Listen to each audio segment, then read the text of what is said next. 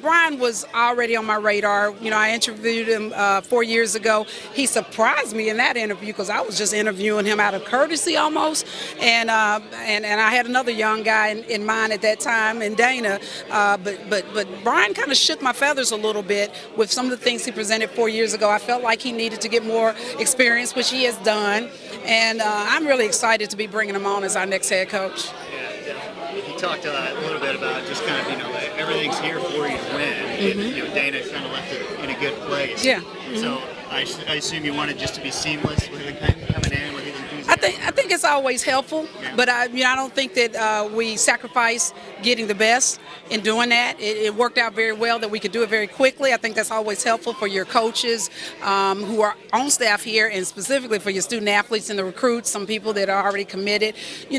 Change is tough. Change is difficult, and I think the quicker that you can transition is always better. Does it help having kind of local guys here?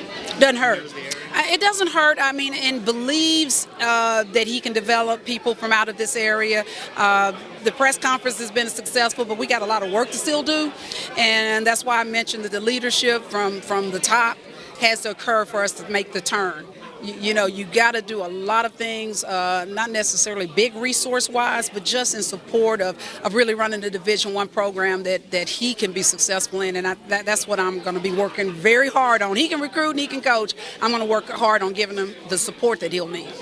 Teresa, you want to see Gentry Center full again. He wants to bring in local talent. Right. Talk about that recipe. Well, I'm a big believer in, he said, and I think he was correct in saying that in order to build a program on the mid-major level, you're going to have to consider transfers and JUCO young men. But I think there's no better way to build a program than bring in freshmen to build and get your philosophy in guys when they're young and when they're first starting out, because it's a huge transition, really, for most people from high school to college in athletics.